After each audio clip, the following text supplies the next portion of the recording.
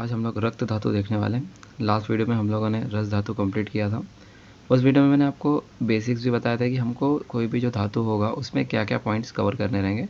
उसमें मैंने आपको सारे पॉइंट्स को एक्सप्लेन करा था, उनका मीनिंग क्या होता है वो एक्सप्लेन करा था। तो अगर आपने वो वीडियो नहीं देखा है तो आप वो देख सकते हो, आपको इस वीडियो के लिंक डिस्क्रिप्शन में उसका लिंक मिल जाएगा। एंड अगर आपको इसके नोट्स चाहिए रस धातु के और जो आज हम रक्त धातु करने वाले उसके, तो उसके लिए आप हमारा टेलीग्राम चैनल ज्वाइन कर सकते हैं, उसका लिंक भी आपको डिस्क्रिप्शन में मिल जाएगा। ओके, तो आज का हमारा जो टॉपिक है रक्त धातु, उसे हम शुरू करते हैं। पहले हम लोग देखते हैं कि हमको कौन से पॉइंट्स इसमें कवर करने हैं। हम लोग इसमें जो है वही हमारे 12 पॉइंट्स जो हमने लास्ट वीडियो में डिस्कस करे थे वो हमको कवर कर रहे हैं। ये सारे पॉइंट निरुक्ति, पर्याय, स्थान, पंचभौतिक संगठन, उत्पत्ति, उपधातु, मल, आश्रयाश्रय, गुण, कर्म, वृद्धि, क्षय, सारता, ये सारे जो 12 पॉइंट्स है ऑलमोस्ट इसमें हमारे सारे जो पॉइंट्स होते हैं धातु के वो कवर हो जाते हैं। तो हम इसको इसमें कवर करेंगे। सबसे पहला आएगा अपना निरुक्ति।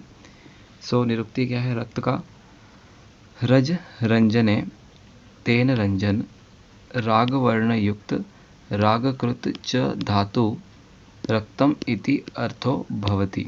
ठीक है, तो ये इसका डेफिनेशन है, इसका श्लोक है, इसको आपको बाइट करना है। इसका कुछ मीनिंग होता है रज रंजने। रज रंजने मतलब क्या होता है? रंगना, टू कलर, मतलब कि जिस धातु का कलर होता है उसे हम रक्त कह सकते हैं। उसके बाद में बोला है जिसका लाल रंग से रंजन हुआ हो। रंजन होना मतलब कि कलर हुआ हो। तो बोला है कि भाई जिस धातु का लाल रंग से कलर हुआ हो, रंजन हुआ हो। रंजन मतलब क्या है? कलर होना। तो बोला है जिस धातु का लाल रंग से रंजन हुआ हो, ऐसे लाल वर्ण के द्रव। अब देखो यहाँ पे कुछ इंपॉर्टेंट पॉइंट्स है, जैसे बोला रंजन हुआ है, जिसका कलर हुआ है, और जो द्रव है जो लिक्विड फॉर्म में, ऐसे धातु को हम लोग रक्त कहते हैं। तो सिंपल याद रखना है कि रक्त धातु क्या बोला है कि भाई जो कलर्ड है, जिसका लाल रंग से कलर हुआ है, और जो लिक्विड है, क्योंकि भाई देखो लाल रंग का तो हमारा जो मांस धातु है वो भी होता है, लेकिन इधर क्लासीफाई यहाँ पे प्रॉपर उसको बताया गया है कि भाई वो द्रव है। तो जो लाल वर्ण हो और जो द्रव स्वरूप में हो उसे हम लोग रक्त कहते हैं। नेक्स्ट आता है अपना पर्याय। पर्याय के लिए यहाँ पे हम लोग ने फिर से कहा था कि भाई 5 जो पर्याय होंगे, 5 पर्याय सबके हमको याद करने हैं, इतना हमारे एग्जाम के लिए इनफ रहेगा। तो यहाँ पे भी हमको 5 पर्याय याद करने हैं। पहला है शोणित, फिर लोहित, फिर रुधिरम और रसोप्रभा, और लास्ट में जो ऋषि का नाम आता है। ये ऋषि का नाम इंपॉर्टेंट होता है हमेशा एमसीक्यू पॉइंट ऑफ व्यू से, ये हमेशा एमसीक्यू में पूछ लेता है ज़्यादातर।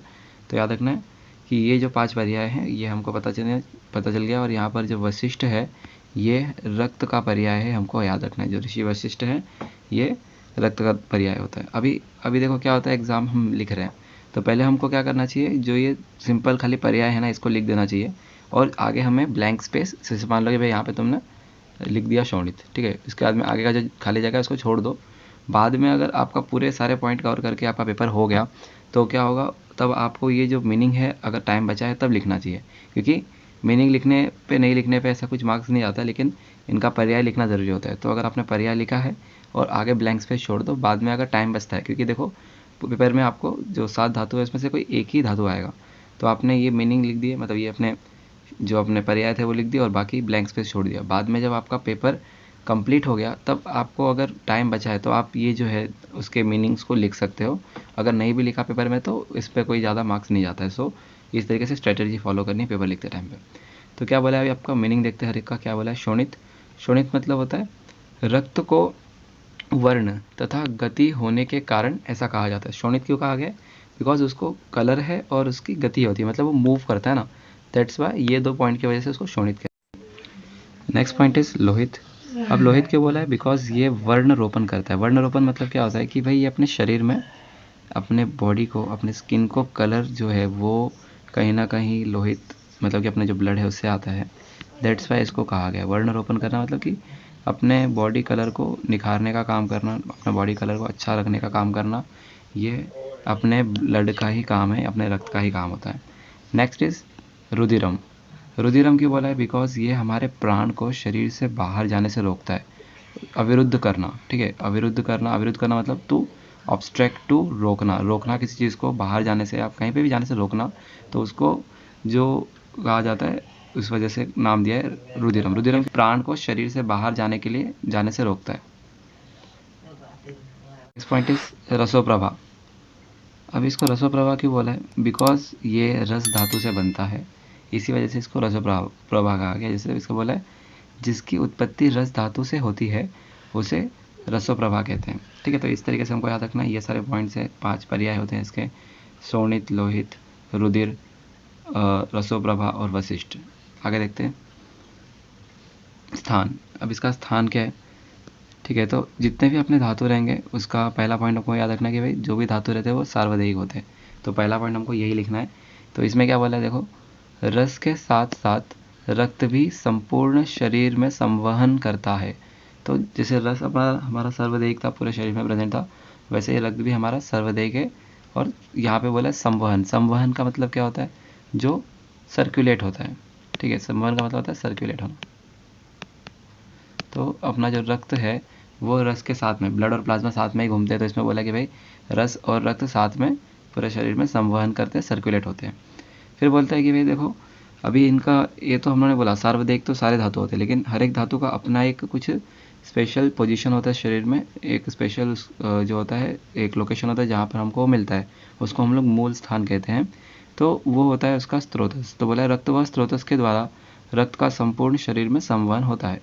तो रक्त व स्त्रोतस ऐसा लोकेशन है जहाँ से इनका डिस्ट्रीब्यूशन होता है। मतलब कि सपोज कर सकते हैं कि भाई ये वो जगह है जहाँ पर अपना ब्लड जो है वो फॉर्म हो रहा है, या फिर वहाँ पर उसकी कुछ इंपॉर्टेंट एक्टिविटी हो रही है, वहाँ से ये पूरे बॉडी में सर्कुलेट हो रहा है। इस तरीके से इसको हम लोग देखते हैं। तो चरक ने और सुश्रुत ने अलग अलग स्त्रोतस बताए हुए हैं रक्त के लिए। तो चरक ने बोला है यकृत और प्लीहा। अब यकृत का मतलब होता है लिवर, ठीक है, और प्लीहा का मतलब होता है स्प्लीन। ये याद रखना है, सिंपल मीनिंग है स्प्लीन। प्लीहा मतलब स्प्लीन होता है, यकृत मतलब लीवर होता है। तो यकृत और प्लीहा ये हम लोग को रक्त का मूल स्थान बताया हुआ है। उसके बाद में सुश्रुत ने भी यकृत और प्लीहा तो बोला है, मतलब स्प्लीन और लीवर तो बोला ही है, साथ में इन्होंने रस वह धमनी, ये याद रखो अभी के लिए। रस वह धमनी क्या होता है, कि जब स्त्रोतस टॉपिक पढ़ेंगे तो वहाँ पर हम लोग को ये सारी चीज़ें और डिटेल में क्लियर होगी, लेकिन अभी हमको याद रखना है क्योंकि वायवा वगैरह में क्या होता है ये सारी चीज़ें पूछ ली जाती है। तो रक्त का मूल स्थान है यकृत, प्लीहा और रस वह धमनी। अब आपको वायवा में या फिर जब वायवा होगा आपका तो स्पॉटिंग में क्या होता है, आपको लीवर रख दिया रहेगा, ठीक है, या तो स्प्लीन रख दिया रहेगा, और पूछता है कि बताओ ये कौन से धातु का मूल स्थान है। तब हम लोग को याद रखना चाहिए कि भाई जो लीवर है या जो प्लिया है यानी जो अपना स्प्लीन है वो रक्त धातु का स्थान है। वहीं पर अगर हार्ट रखा रहेगा तो हार्ट को हम लोगों को ब्लड का या फिर रक्त का मूल स्थान नहीं बोलना है, क्योंकि हम लोग ने मॉडर्न में अभी तक पढ़ा है तो हम लोग को क्या होता है, हार्ट देखा वैसे हमको ब्लड याद आता है। बट यहाँ पर आयुर्वेद के कंसेप्ट थोड़े अलग होते हैं। इस वजह से क्या होता है कि हम लोग को हार्ट को देख कर वहाँ पर ब्लड नहीं लिखना है। अगर हमको लीवर दिख रहा है या फिर हमको स्प्लीन दिख रहा है तभी हम लोग को ब्लड लिखना है। तो ये हमको थोड़ी सी बातें याद रखनी चाहिए। फिर बोला है कि आखिर में इसको मूल स्थान क्यों माना है, उसके ऊपर एक थोड़ा सा पॉइंट दिया हुआ है कि यकृत और प्लीहा यानी जो लीवर और जो अपना स्प्लीन है, यहाँ पर रंजन कर्म होता है। रंजन कर्म जो है यहाँ पर होता है पित्त द्वारा, रंजक पित्त के द्वारा रस को रक्त में, रक्त धातु में बदला जाता है। मतलब कि जो अपना रस धातु था ना, हमने कहा था रस से रक्त बनता है, कंसिक्वेंटली एक धातु से दूसरा धातु बनता है। तो बोल रहे हैं कि भाई यकृत और प्लीहा जो है उनके अंदर ही एक रंजन पित्त नाम का पित्त होता है। जैसे हमने कहा था वात 5 प्रकार के होते हैं, वैसे पित्त भी 5 प्रकार का होता है। तो एक रंजक पित्त होता है। रंजक पित्त का मतलब क्या होता है, जो कलर करता है। तो ये जो पित्त है ये रक्त को कलर करने का काम करता है, मतलब कि रस को कलर करता है, रस कलर होके वही रक्त बन जाता है। इस तरीके से कंसेप्ट होता है। तो कहते हैं भाई ये जो कलर करने का काम है ना, रस को रक्त में कन्वर्ट करने का जो काम है वो यकृत में और प्लीहा में होता है। इसी वजह से हम लोग यकृत और प्लीहा को रक्त का मूल स्थान मानते हैं। ओके, नेक्स्ट पॉइंट इज पंचभौतिक संगठन, कि भाई कौन सा जो धातु है अपना रक्त जो है वो कौन से महाभूतों से मिलकर बना है। तो पहला तो हमको यार एक पॉइंट पता रहेगा कि जो भी धातु होगा वो सारे धातु पंचभौतिक होते हैं। ठीक है, कोई भी इस संसार में जितनी भी चीज़ें हैं सारी की सारी पंचभौतिक होती है। तो यहाँ पर पहला पॉइंट हमारा वही रहना चाहिए। लेकिन यहाँ पे देखो इसका श्लोक लिखा हुआ है कि रक्तम तेजो जलात्मकम। अगर इस श्लोक को समझ गए तो आपको ऑलरेडी समझ जाएगा कि पंचभौतिक तो होता ही है, लेकिन साथ में उसमें जो प्रधान होता है, उसमें जो सबसे ज़्यादा अमाउंट में प्रेजेंट होता है उसको हम लोग उसका पंचभौतिक संगठन मानते हैं। तो बोला है कि भाई तेज और जल, ठीक है, तो मतलब कि यहाँ पर जो अपना अग्नि है, फायर बोल सकते हैं हम लोग जिसको, और जल यानी वाटर, तो इन दोनों महाभूत की रक्त के अंदर प्रधानता होती है। सबसे ज़्यादा इसमें अग्नि और जल नज़र आता है। फिर बोला है रक्त धातु यह पंच भौतिक है। ये पॉइंट सब धातुओं के लिए आपका एज इट इज़ लिखना ही है कि भाई जो भी धातु होगा वो सारे के सारे पंच भौतिक हैं। फिर नेक्स्ट बोला है रक्त धातु में अग्नि और जल महाभूत प्रधान होते हैं। तो ये आपको यहाँ पे पॉइंट हम लोगों ने देखा कि भाई तेजो जलात्मकम बोला, ये श्लोक सिंपल सा बाहर कर लो, काम हो जाएगा। बोला है रक्तम तेजो जलात्मकम, तो रक्त धातु अग्नि और जल महाभूत प्रधान होता है। फिर इसके बाद में इसमें ना कुछ इंपॉर्टेंट पॉइंट्स बताए हुए कि भाई जो अपना रक्त है ना उसमें पांचों महाभूत प्रेजेंट है, और उन पांचों महाभूत के वजह से रक्त के अंदर स्पेशल कुछ गुण जो होते हैं वो हमको नज़र आते हैं। तो पहले बोला है आकाश, आकाश महाभूत होने की वजह से रक्त में लघुता आती है। फिर बोला है वायु, वायु जो है उसके वजह से स्पंदन होता है। स्पंदन मतलब क्या होता है? सेंसेशन। ठीक है, जो सेंसेशन होता है ना, मतलब कि कोई भी अपना जो पार्ट है जो फील होता है हम लोग को स्किन के ऊपर, वो स्पंदन होता है। तो अभी इसका कैसे हम लोग लिंक कर सकते हैं? देखो, अगर किसी का जो हाथ है उसको अगर हम लोगों ने बांध दिया कुछ समय के लिए, तो क्या होगा? वहाँ पे ब्लड सर्कुलेशन बंद हो जाएगा। सपोज करो ये हाथ है, ठीक है, किसी का हाथ है, सिंपल सा डायग्राम देख लेते हैं। अगर हम लोग ने इसको यहाँ से बांध दिया धागे से, है ना, धागे से बांध दिया, फिर कपड़े से बांध दिया, तो क्या होगा? कुछ समय के बाद में यहाँ पे ब्लड सर्कुलेशन रुक जाएगा, और ये जो पूरा एरिया होगा ना, यहाँ पर टच सेंसेशन जो होगा वो ख़त्म हो जाएगा। तो ये सेंसेशन क्यों ख़त्म हो गया? बिकॉज वहाँ पे ब्लड नहीं जा रहा है। और ये जो सेंसेशन हमको फील होता है ना, नॉर्मली जो हमको फील होता है कोई टच किया तो वो क्यों फील हो पाता है? बिकॉज जो अपना ब्लड है, जो अपना रक्त है, उसमें वायु महाभूत प्रेजेंट होता है, और उसी की वजह से हमको ये जो टच है, जो स्पंदन है, वो फील होता है। फिर नेक्स्ट आता है अग्नि महाभूत। अग्नि महाभूत से क्या होता है? इसको कलर मिला है। ठीक है, अग्नि महाभूत का जो होता है उससे वजह से हमारे ब्लड को कलर मिला है, लाल वर्ण मिला हुआ है। फिर बोला है जल, जल से क्या है? द्रवता है, लिक्विडिटी जो है, ब्लड लिक्विड के फॉर्म में होता है बिकॉज उसके अंदर जल महाभूत प्रेजेंट है। और पृथ्वी, पृथ्वी की वजह से क्या होता है? इसमें एक गंध होती है, इसमें एक ब्लड का एक अपना ही खुद का स्मेल होता है, थोड़ा सा खराब सा स्मेल होता है, बट वो होता है। तो वो जो गंध है वो पृथ्वी महाभूत की वजह से मिलती है। तो ये वाले पॉइंट्स आपको वायवा में पूछे जाते हैं कि भाई आकाश महाभूत से कौन सा गुण आता है, वायु महाभूत से कौन सा गुण आता है, अग्नि से कौन सा आता है। तो याद रखना, आकाश से लघुता आती है, वायु से स्पंदन होता है, अग्नि से लाल वर्ण आता है, जल से द्रवता आती है, और पृथ्वी से गंध की प्राप्ति होती है अपने रक्त धातु को। आगे चलते हैं। अभी नेक्स्ट इज उत्पत्ति। अब उत्पत्ति क्या रहेगा? उत्पत्ति के लिए हम लोग त्रिधा परिणमन देखते हैं। सिंपल कहा गया है, देखो, रक्त पोषक अंश। अब रक्त पोषक अंश कैसे बना था? रस धातु जब बना था तब वहाँ पर क्या हुआ था? वहाँ पर सूक्ष्म भाग बना था। जो सूक्ष्म भाग था वही हमारा आगे चल के रक्त पोषक अंश बनाता है। तो अभी जो रक्त पोषक अंश है इसके ऊपर कौन सी अग्नि काम करेगी? हमेशा याद रखना है, जिस धातु को बनाना है उसकी ही अग्नि का काम होता है। तो यहाँ पर रक्त अग्नि जो है वो हमारी काम करेगी। तो रक्त पोषक अंश पे रक्त अग्नि काम करेगी। तो हमारे यहाँ पे 3 पार्ट फिर से बन जाएंगे, जैसे रस में देखा था हमने। तो क्या था? स्थूल सार भाग, सूक्ष्म सार भाग और मल भाग। इस तरीके से हमारे 3 पार्ट बनते हैं। जो स्थूल होगा वो क्या होता है? वो धातु खुद होता है, मतलब कि रक्त धातु यहाँ पर हम लोग को दिखेगा। तो स्थायी रक्त धातु जो हमें बॉडी में नज़र आ रहा है वो क्या है? अपने रक्त पोषक अंश का स्थूल भाग है। वहीं पे सूक्ष्म भाग क्या होता है? जिसमें फिर से न्यूट्रिएंट्स होंगे। तो ये जो अपना सूक्ष्म भाग है उसके अंदर सूक्ष्म सार भाग जिसे कहा गया है, उसमें मांस पोषक अंश होता है ना। तो ये जो मांस पोषक अंश है ये आगे चल के क्या बनाएगा? मांस धातु बनाने वाला है। जैसे यहाँ पर रक्त पोषक अंश है तो यहाँ पर मांस पोषक अंश है, तो मांस पोषक अंश से अपना मांस धातु बनने वाला है। और फिर यहीं पर जब सूक्ष्म भाग बनता है मांस पोषक अंश, वैसे ही उसी समय पे यहाँ पर उपधातु बनता है। ठीक है, उपधातु क्या है? कंडरा और शिरा। और मल भाग बनता है मल रूपी पित्त। ठीक है, ये हम लोग आगे नेक्स्ट में पॉइंट में देखेंगे। तो याद रखना है कि जब भी अपना रक्त पोषक अंश पे रक्त अग्नि काम करेगी तो ये 3 पार्ट में डिवाइड होगा। हमारे यहाँ पे 3 कंपोनेंट बनेंगे। ठीक है, स्थायी रक्त धातु, मांस पोषक अंश और उसका मल। नेक्स्ट देखते हैं अभी इसका प्रमाण कितना है। तो बोला है निर्माण काल। निर्माण काल यानी कि वो कितना समय लगता है इसको बनने के लिए, पहले वो देख लेते हैं। तो चरक ने कहा है 2 दिन लगता है, सुश्रुत ने 5 दिन कहा है, पराशर ने 3 दिन कहा है। अगर आप रस का यहीं पे साइमल्टेनियसली रिवाइज करोगे तो रस को बोला है 1 दिन लगता है, सुश्रुत ने भी 1 दिन बोला है, पराशर ने 2 दिन बोला है। ठीक है, तो इस तरीके से चलता है। देखो, जो सुश्रुत है उनका रूल ऑफ 5 चलता है, मतलब कि उन्होंने रस को 1 दिन बोला है, फिर रक्त को 5 दिन बोला है, फिर अब जो अगला धातु आएगा मांस, उसके लिए उन्होंने 10 दिन कहा है। तो 5 के मल्टीपल में उनका जो है पूरा कंसेप्ट चलता है। ठीक है, सुश्रुत का ये हो गया 5 डेज का। और जो चरक का होता है उसमें क्या होता है? वो 1 2 3 4 5 6 7 जाता है, मतलब कि एक एक नंबर बढ़ाते जाने का। जो नंबर का धातु है उसको उतना दिन लगेगा बनने के लिए।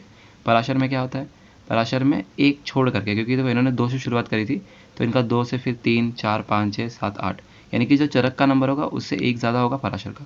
इसको हमको ऐसे याद रखना है। फिर इसका अंजलि प्रमाण कितना है, जो भी धातु पढ़ते हैं उनका अंजलि प्रमाण होता है, तो हम लोगों को ये पॉइंट याद रखना है। तो जो रक्त होता है वो होता है अष्ट अंजलि, अष्ट अंजलि यानी कि 8। तो अब देखो ये अंजलि जो यहाँ पे आपको डायग्राम में नज़र आ रहा है, इस तरीके से अगर आप हाथ में रक्त को लोगे तो जो ब्लड है वो टोटल 8 टाइम्स आपके हाथों में इस तरीके से बैठ सकता है, इतना आपका ब्लड रहता है। वो भी कैसे बोला हुआ है, जो पर्सन है उसके खुद का हाथों का इस्तेमाल करना है, मतलब कि नॉर्म आप अगर आप हो तो अपने हाथों का इस्तेमाल करोगे तो आपके हाथों से वो 8 अंजलि आपके हाथों से होगा। वैसे ही अगर मैं हूँ तो मेरा ब्लड मेरे हाथों से 8 अंजलि होगा, मतलब कि हर एक पर्सन के लिए स्पेसिफिक होता है वो, ठीक है। बच्चा है तो वो छोटे बच्चे के हाथों से जितना आएगा उसके बॉडी में उतना ही रक्त होगा, 8 अंजलि के आसपास। तो यहाँ पे देखना है एक अंजलि कितना होता है, एक अंजलि अप्रॉक्सीमेटली होता है 300 ml। ये थोड़ा सा इंपॉर्टेंट है, याद रखना है। एक अंजलि जो होता है वो 300 ml के आसपास होता है। चलो नेक्स्ट देखते हैं अभी उपधातु और मल। उपधातु और मल के यहाँ पे पॉइंट को कवर करते हैं। तो बोला है कि भाई अस्त्रुज, कंडरा, सिरा। अस्त्रुज भी क्या है, अपना रक्त का ही पर्याय है। तो यहाँ पे बोला है अस्त्रुज, कंडरा और शिरा। अब कंडरा मतलब क्या होता है, कंडरा जो होता है इसको मसल टेंडन बोला है, टेंडन्स को जो हम लोग कंडरा कहते हैं आयुर्वेद में।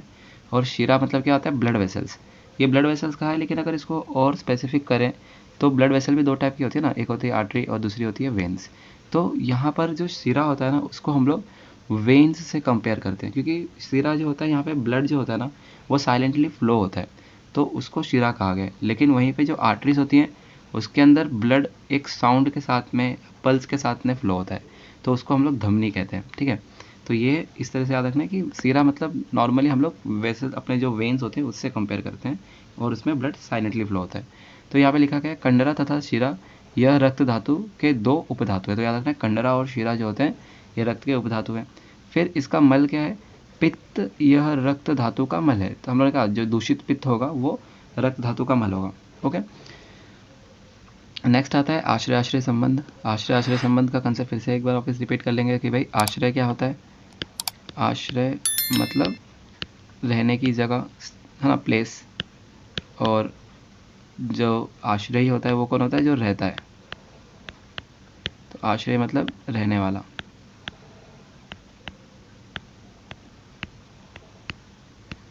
ठीक है, तो बोला हुआ कि देखो मैंने पिछले लेक्चर में बताया था, पिछले जो वीडियो था उसमें बताया था कि जो आश्रय होगा वो नॉर्मली धातु होते हैं, ठीक है। तो यहाँ पर रक्त धातु है वो क्या है, अपना आश्रय रहने की जगह है।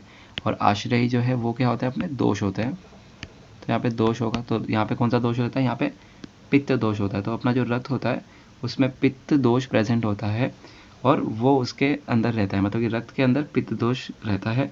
तो पित्त क्या हो गया अपना, यहाँ पे पित्त दोष जो हो गया वो अपना आश्रयी हो गया, ठीक है। ये क्या हो गया, अपना आश्रयी हो गया। और जो अपना रक्त हो गया वो क्या हो गया, अपना वो आश्रय हो गया। तो इस तरीके से आश्रय से संबंध होता है। तो हमको पता था कि हमने जब फर्स्ट लेक्चर देखा उसमें तो हमने क्या बोला था कि भाई जो दोष होगा उसके ही सारे गुण हम लोगों को उस धातु में देखने मिलेंगे। तो यहाँ पर पित्त दोष है तो रक्त के अंदर पित्त के ही सारे गुण हमें देखने मिलने वाले। अभी इसमें गुण देखते हैं। तो गुण क्या बोला है, ये श्लोक है थोड़ा सा इंपॉर्टेंट, इसको बाय हार्ट करना है अपने को। तो क्या बोला है, अनुष्ण शीतम मधुरम स्निग्धम रक्तम च वर्णतः शोणितम गुरु विस्त्रम साध्य विदाह स्वास्य पित्तवत। ठीक है, तो इसमें कुछ मीनिंग हम लोग को वर्ड्स के जान लेनी चाहिए कि भाई क्या क्या गुण है वो बोला गया, एक एक गुण बताया। First is अनुष्ण शीतम। अनुष्ण शीतम मतलब क्या होता है कि भाई ना तो ज़्यादा गर्म होता है और ना ही ज़्यादा ठंडा होता है, एक पर्टिकुलर टेम्परेचर होता है ब्लड का जो कि हमेशा मेंटेन रहता है बॉडी के अंदर। तो बोला है not too hot and not too cold, एक मॉडरेट टेम्परेचर होता है, 37 डिग्री सेल्सियस का होता है, अपने को पता है। तो वो ब्लड का जो टेम्परेचर है वो ना तो ज़्यादा गर्म है और ना ही ज़्यादा ठंडा है, तो अनुष्ण शीत होता है। विस्त्र होता है, इसमें स्मेल होता है, फाउल स्मेल होता है ब्लड का, तो बोला है विस्त्र स्मेल होता है जो कि पृथ्वी की वजह से आता है, हमको पता है। फिर बोला है अविदाही। अविदाही मतलब क्या होता है, अविदाही जो कि जलन नहीं पैदा करता है, ब्लड फ्लो हो रहा है बॉडी में तो उससे कोई फील नहीं होता है, तो दैट्स वाई बोला जलन नहीं होता है। और पित्तवत, पित्तवत मतलब ये अग्नि महाभूत इसके अंदर प्रधान होता है, हमने कहा था हम लोगों ने इसका पंचभौतिक संगठन देखा, तो हमने देखा कि इसमें जल और पित्त होता है, मतलब जल और अग्नि होता है, तो वो पित्तवत होता है, उसमें अग्नि प्रेजेंट होता है। बाकी के यहाँ पे कुछ इंपॉर्टेंट पॉइंट्स अगर देखें, स्निग्ध बोला हुआ है, तो स्निग्ध मतलब क्या होता है, स्निग्ध ऑयली होता है थोड़ा सा, ठीक है। और वर्ण होता है इसके अंदर, वर्णतः मतलब क्या भाई, कलर होता है इसका, रस का कोई कलर नहीं था, पर इसका यहाँ पे कलर होता है, रेड कलर का होता है। ये गुरु होता है, एज कम्पेयर टू अपना रस धातु, इट इज़ गुरु, ठीक है। विस्त्र होता है, विस्त्र मतलब, विस्त्र अगर आप स्मेल जो हमने यहाँ पे बोला, स्मेल कैसा होता है, विस्त्र मतलब जो फिश लाइक स्मेल होता है ना, एक जो फिश का जो स्मेल होता है गंदा सा थोड़ा सा, तो वैसा कुछ स्मेल होता है, उसको विस्त्र स्मेल कहा गया। तो ये सारे हमारे गुण हैं रक्त के, जो कि हम लोगों ने देख लिया। क्या था, अनुष्ण शीत, यानी कि ना तो ज़्यादा गर्म ना ही ज़्यादा ठंडा, मधुर होता है, ठीक है, मतलब कि मधुर होता है, मतलब स्वीट इन टेस्ट बोल सकते हैं। स्निग्ध होता है, ऑयली है। फिर इसका वर्ण होता है, कलर होता है। फिर ये गुरु होता है और स्मेल करता है थोड़ा सा फिश लाइक, ठीक है। तो ये सारे पॉइंट यहाँ पर हमारे आते हैं। और सद्विहा विदाह, इसका मतलब क्या होता है कि भाई इसमें जो है हमको जलन नहीं होती है। ये इतना गर्म होने के बाद में भी बोला ना, अनुष्णशीतल, तो ना तो ज़्यादा गर्म है ना तो ज़्यादा ठंडा है, लेकिन फिर भी इसमें कोई भी दाह नहीं होता। दाह मतलब क्या होता है, बॉडी के अंदर सेंसेशन जलन वाली जो होती है उसे दाह कहते हैं। तो अविदाह कहा है, अविदाही कहा है, तो इससे कोई भी जलन नहीं होती है। फिर आता है कर्म। कर्म में क्या बोला है, रक्तम वर्ण प्रसादम, ठीक है, रक्तम वर्ण प्रसादम मांस पुष्टिम जीवयति छ। तो यहाँ पर बोला है पहला पॉइंट, वर्ण प्रसादम। वर्ण प्रसादम मतलब क्या होता है कि भाई अपने बॉडी का जो कलर है उसको निखारने का जो काम होता है वो करता है ये, ठीक है। हम लोगों ने पर्याय में भी इसको देखा था। तो बोला वर्ण प्रसादम मतलब कि बॉडी के कलर को, जो स्किन कलर है उसको इम्प्रूव करने का काम कहीं ना कहीं पे रक्त करता है। फिर मांस पुष्टि, हमको पता है भाई, देखो रस रक्त मांस, तो जो थर्ड अपना धातु आने वाला है रक्त के बाद में मांस आने वाला है, तो मांस को पोषण करना, मांस को बनाने का काम भी किसका है, रक्त का ही है। तो पहले बोल दिया वर्ण प्रसादन, यानी कि बॉडी के कलर को अच्छा करना, बॉडी के कलर को निखारने का काम करना। दूसरा मांस को पुष्टि करना, मांस को बनाने का काम करना। और लास्ट इज जीवयति, ये जो लास्ट पॉइंट लिखा है जीवयति, यानी कि जीवन देना। तो ब्लड की वजह से लाइफ मेंटेन होता है। आपको पता है कि अगर ब्लड जो है उसका अमाउंट थोड़ा सा भी बॉडी में कम हो जाए तो प्रॉब्लम शुरू हो जाती है, और एक थोड़ा सा अमाउंट में ज़्यादा ब्लड लॉस हो जाएगा तो आदमी मर जाता है। आप लोगों ने नॉर्मली देखा होगा किसी भी केसेस में यही होता है कि जो पर्सन होता है उसकी death normally excess blood loss से होती है, अगर कोई एक्सीडेंट वगैरह हुआ है तो इसलिए बोला अपना जो ब्लड है वो जीवन से कंपेयर किया गया है, तो ये जीवन देता है अपने को, इस तरीके से उसकी बात करिए। तो देखो पहला है वर्ण प्रसन्न रखना। वर्ण प्रसाद मतलब क्या होता है, वर्ण प्रसन्न रखना। फिर बोला है मांस पुष्टि करना, ये पॉइंट समझ में आ गया कि भाई मांस की उत्पत्ति जो है रक्त धातु से होती है। फिर जीवन, जीवन मतलब क्या है कि भाई रक्त धातु जीवन देने का काम करता है और यही इसका श्रेष्ठ कर्म है, ठीक है। ये हमको याद रखना, इसका ये श्रेष्ठ कर्म है अपना जीवन। नेक्स्ट इज वृद्धि।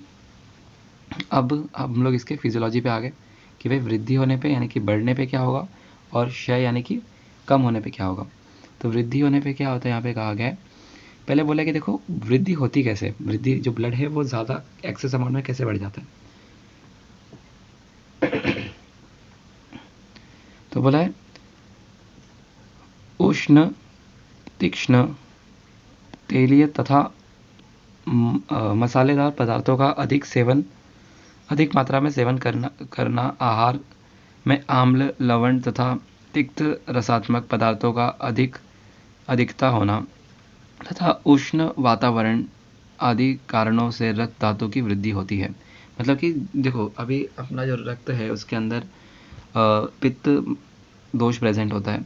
तो पित्त दोष जो होता है उसके गुण कैसे होते हैं, उष्ण होते हैं ना, उष्ण होता है, तीक्ष्ण होता है, ऐसे गुण पित्त के होते हैं। तो अपना आयुर्वेद का कंसेप्ट आता है कि भाई वृद्धि समान सर्वेशाम, यानी कि अगर जो सेम चीज़ है ना, उससे सेम की इंक्रीज होती है, जो सेम चीज़ है उससे सेम चीज़ें इंक्रीज होती है, ऐसा बोला गया है। तो जो पित्त है वो उष्ण है, वो खुद भी तीक्ष्ण है, ठीक है। तो इस वजह से क्या होता है, अगर आप ऐसी चीज़ों का सेवन करते हो जिनके अंदर उष्णता है, जिसमें तीक्ष्ण यानी कि बोल सकते हैं कि जो थोड़े ऐसे शार्प टाइप है ना, वो जो चीज़ें होती हैं वो अगर आपके शरीर में जा रही है ज़्यादा अमाउंट में, तो उससे आपका रक्त धातु बढ़ेगा। और साथ ही में क्या बोला है कि भाई इन्वायरमेंट भी ऐसा है कि भाई आप हॉट इन्वायरमेंट में काम करते हो ज़्यादा, तो इन सब चीज़ों से क्या होगा, आपके बॉडी में रक्त धातु की वृद्धि होगी। और वृद्धि होने से क्या होगा, आपकी बॉडी में कुछ स्पेशल फीचर्स नज़र आएंगे, कुछ जो है इंपॉर्टेंट चीज़ हमको नज़र आएगी। तो पहला बोला है रक्तांग। रक्तांग मतलब क्या है, जो अपने बॉडी के कुछ ऐसे ऑर्गन्स होते हैं जहाँ पर रेडनेस प्रेजेंट होता है बॉडी का। तो अगर किसी पर्सन में रक्त वृद्धि हुई है तो वो जो रक्तांग होंगे वो कुछ ज़्यादा ही लाल नज़र आने लगते हैं। तो बोला कि भाई रक्तांग जो है शरीर के रक्तज अंग अधिक लाल नज़र आते हैं। इसको हम लोग बोला गया, ये रक्त वृद्धि का एक पहला पॉइंट हो गया। फिर बोलते हैं रक्त अक्षिता। रक्त अक्षिता, अक्षी मतलब क्या होता है यहाँ पर? अक्षी मतलब होता है आइज़, ठीक है। तो अक्षिता बोला है, रक्त अक्षिता। रक्त वृद्धि में आँखों की रक्त वाहिनियाँ, जो अपने आइज़ है उसके अंदर जो ब्लड वेसल्स होती हैं उसमें अधिक विस्फारित होती है। विस्फारित मतलब क्या होता है? विस्फारित यानी कि डायलेट। तो जो अपनी ब्लड वेसल्स होंगी आइज़ की वो डायलेट हो जाएंगे और हमारी जो आइज़ का जो वाइट पोर्शन है ना वो भी हम लोग को रेड नज़र आने लगता है। दैट्स वाई रक्त अक्षिता कहा जाता है। तो उस पर्सन की आंखें ज़्यादा लाल नज़र आने लगेंगी। तो इसका मतलब क्या है कि भाई उस पर्सन में रक्त की वृद्धि हो गई है। फिर बोला है शिरा पूर्णतव। शिरा पूर्णतव मतलब क्या होता है कि जो उसके अपने वेन्स होंगी, जो वेन्स हमको नज़र आती है हाथों पे, है ना, तो जो वेन्स होंगी वो ज़्यादा थिक और मोटी नज़र आएंगी। इससे क्या होगा, हम लोग को दिखेगा कि भाई उस पर्सन में रक्त की वृद्धि हो गई। तो ये सारी चीज़ें अगर हम लोग देख रहे हैं किसी पेशेंट में कि भाई उसकी आंखें बहुत ज़्यादा लाल नज़र आ रही हैं, उसकी जो शिराएँ हैं वो काफ़ी फूली हुई नज़र आ रही हैं, तो इससे हमको क्या अंदाज़ा लगेगा कि भाई उस पर्सन के अंदर रक्त की वृद्धि हुई है, ठीक है। तो ये सारे पॉइंट हम लोग को समझ में आना चाहिए। इधर क्या बोला देखो कि भाई पहला होगा रक्तांग, दूसरा होगा रक्त अक्षिता और फिर शिरा पूर्णत्व। ये सारे तीनों पॉइंट हमको याद रखने। और बढ़ेगा क्यों? रक्त की वृद्धि क्यों होती है? बिकॉज उष्ण, तीक्ष्ण, तेलीय पदार्थ, मसालेदार चीज़ों खाने से रक्त की वृद्धि होती है। वैसे ही उष्ण वातावरण में रहने से भी रक्त की वृद्धि होती है। नेक्स्ट इज क्षय, कि भाई अगर रक्त का क्षय हो गया यानी कम हो गया तो क्या होता है? तो पहले बोला कि भाई ये एक श्लोक है यहाँ पर, श्लोक नहीं आई थिंक, हम लोग देखते हैं। रक्त क्षय होने पर व्यक्ति में आम्ल रस प्रधान द्रव से तथा शिशिर ऋतु से प्रीति होती है। तो यहाँ पे क्या बोला कि भाई जो पर्सन है जिसके अंदर रक्त की कमी हो गई है तो उसको खट्टी चीज़ें खाने का मन करेगा बहुत ज़्यादा, ठीक है। उसको क्या होगा, आम्ल रस प्रधान जो है खट्टी चीज़ें जो है उसको खाने का मन करेगा। दूसरा क्या होगा, उसको कोल्ड टेम्परेचर पसंद आएगा, उसको कोल्ड इन्वायरमेंट पसंद आएगा। ये हमको याद रखना है कि भाई जब भी किसी पर्सन को ऐसे सिम्टम्स नज़र आ रहे हैं कि भाई उसको बहुत ज़्यादा खट्टा खाने का मन कर रहा है और उसको कोल्ड इन्वायरमेंट में रहने का मन कर रहा है, तब हम लोग को याद रखना है कि भाई उसके अंदर क्या हो रहा है, रक्त क्षय हो रहा है। अब यहाँ पर एक ऐसा आता है कि भाई पर्सन को कोल्ड इन्वायरमेंट ही पसंद क्यों आ रहा है? तो ऐसा होता है कि यार देखो, जो इन्वायरमेंट है वो जब कोल्ड होगा ना, जब इन्वायरमेंट अपना कोल्ड रहेगा तो क्या होता है, अपने जो बॉडी है उसके अंदर जो वेसल्स होती है ना थोड़ी सी सिकुड़ जाती हैं। अब वेसल के सिकुड़ने से क्या होता है कि जो पित्त है शरीर का वो बाहर नहीं जा पाता है, बॉडी के अंदर ही रहता है। तो जैसे जैसे बॉडी के अंदर पित्त बढ़ेगा वैसे वैसे साइमल्टेनियसली क्या होगा, जो रक्त है उसकी भी वृद्धि होने लगेगी। समझ में आ रहा है? दैट्स वाई पर्सन को शीत यानी कोल्ड इन्वायरमेंट की चाहत होने लगती है। उसको चाहिए कि भाई कोल्ड इन्वायरमेंट है, ज़्यादा धूप में या फिर ज़्यादा गर्मी में नहीं रहे, ऐसा उसको फील होता है, ठीक है। और दूसरा क्या होता है, शिराओं में शिथिलता। जब रक्त वृद्धि होता है तो क्या होता है, अपने जो शिरा थे वो फूग गए थे एकदम, तो हमको समझ में आता है कि भाई एकदम बड़े बड़े नज़र आ रहे थे। लेकिन जैसे ही किसी पर्सन में रक्त का क्षय होता है तो शिराएँ शिथिल हो जाती है, मतलब कि नज़र नहीं आती है, इसलिए इसको बोला है शिरा शिथिलता। और ये वाला जो पॉइंट है ज़्यादातर आपको MCQ में या फिर आपको स्पॉटिंग में ये पॉइंट्स पूछ लेते हैं। स्पॉटिंग में आपको ऐसे श्लोक लिख के रखा रहेगा और बोलेगा कि भाई बताओ शिरा शिथिलता कौन से दोष का, कौन से धातु का क्षय का लक्षण है। तो हमको याद रखना कि भाई शिरा शिथिलता जो होता है वो अपने रक्त धातु का क्षय का लक्षण होता है। वह त्वचा में रुक्षता, ठीक है। देखो हम लोगों ने कहा था भाई ये त्वचा से रिलेट करता है, ब्लड जो है वो हमने इसमें देखा था कि भाई ये त्वचा के लिए, त्वचा को वर्ण देने का काम करता है। तो जब ये त्वचा को, जो स्किन है उसको ये मेंटेन करता है। तो बोला हुआ है कि भाई अगर आपके बॉडी में रक्त कम हो जाएगा तो यहाँ पर क्या होगा, आपका जो त्वचा है उसके अंदर रुक्षता आने वाली है, उसमें ड्राइनेस रहने वाला है।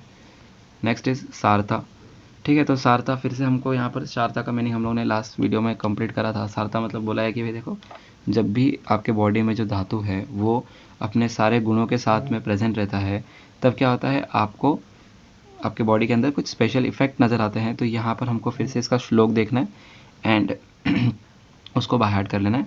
तो यहाँ पे क्या बोला है देखो, श्लोक क्या है, कर्ण, अक्षि, मुख, जिह्वा, नासा, ओष्ठ, पाणिपाद, ठीक है, पाणिपाद तल नख ललाट मेहनम, यहाँ पे मेहन रहेगा, यहाँ पे थोड़ा सा मिस हो गया, नख ललाट मेहनम स्निग्ध रक्त वर्ण।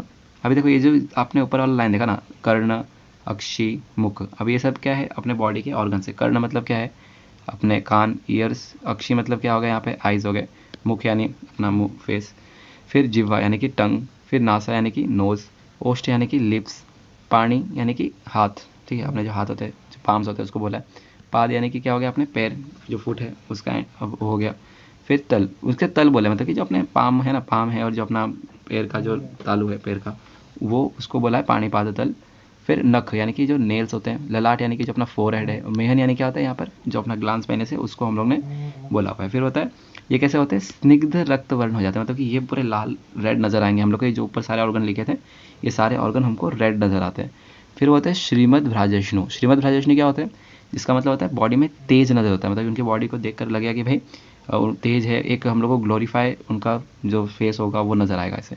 तो ऐसा होता है, वो होता है रक्त सारम, ऐसे पर्सन में जिसके अंदर ये सारे ऑर्गन्स जो ऊपर बताए हैं उनके अंदर स्निग्ध हो, मतलब कि थोड़े ऑयली हो, थोड़े से चिपचिपे हो, और साथ ही में वो तेजवान हो, देखकर लगे कि भाई कुछ तो थोड़ा सा स्पेशल सा नजर आए। दैट इज ये सब क्या है अपने रक्त के रक्त सारता के लक्षण होते हैं। फिर क्या बोला ये तो बॉडी के ऊपर लक्षण हो गए। फिर सेकंड जो पॉइंट होता है उसमें बताते हैं कि भाई आपका बॉडी के अलावा जो मानसिक होता है वो कैसे लक्षण नजर आते हैं। तो बोला सा सारता सुखम उद्यताम, मतलब ये पर्सन खुश रहेगा, मतलब इसका मन हमेशा प्रसन्न रहेगा, खुश रहेगा। ये मेधाम मतलब कि ये पर्सन जो होगा मेधावी होगा, मतलब इसकी स्मरण शक्ति काफ़ी अच्छी रहेगी। फिर मनसित्वम, ठीक है, उसके बाद में बोला है सौकुमार्यम, सौकुमार्यम, ठीक है, सौकुमार्यम बोला, सुकुमार्य मतलब कि थोड़े से ये लोग नाजुक से होते हैं, मतलब इनको ज़्यादा हार्ड वर्क ये लोग नहीं कर पाएंगे, धूप में कुछ काम करना है या फिर बहुत ज़्यादा कुछ बोल देंगे हैवी ड्यूटी करनी है तो ये लोग वो सारे काम नहीं कर पाएंगे, ठीक है। फिर बोला है सुकुमार्यम अनतिबलम, अनतिबलम इनमें ज़्यादा मतलब बोल सकते हैं कि स्ट्रेंथ भी नहीं होती है, ऐसे बोल सकते हैं कि ज़्यादा ये लोग ऐसे हैवी वर्कआउट करना या फिर कोई ऐसे कोई काम है वो लोग ये नहीं कर पाएंगे। फिर बोला है क्लेश असहिष्णुव, क्लेश असहिष्णुव, क्लेश असहिष्णुव का यहाँ पे बोल सकते हैं कि वही सिंपल सी बात है कि मजदूरी वाला कुछ काम दे दिया इन लोगों को कि भाई लेके जाओ कुछ वजन उठाकर यहाँ से वहाँ रखने का है या फिर धूप में कुछ काम करवाना है, तो ये लोग वो वैसे काम नहीं कर पाएंगे ज़्यादा, मतलब थोड़ी देर में थक जाएंगे या फिर ये लोग परेशान हो जाते हैं।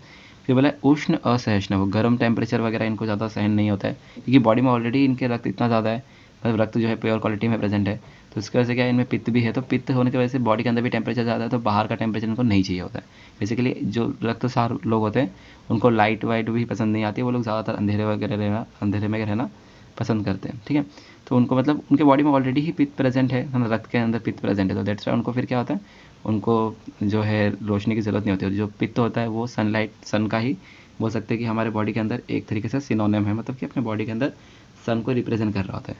तो जिस पर्सन में हमको दिखेगा कि भाई वो रक्त सार है तो उसको लाइट में रहना पसंद नहीं रहेगा, उसको ज़्यादातर ना कम लाइट या फिर अंधेरे में रहना, ऐसे उसके लक्षण नज़र आते हैं हमको, ठीक है। तो ये सारे पॉइंट होते हैं, तो ये बताया गया चाचष्टे ऐसा कहा जाता है। चरक विमान स्थान 8, ये हम लोग को याद रखना है। सो यहाँ पे हमारा वीडियो कंप्लीट हो गया एंड थैंक यू।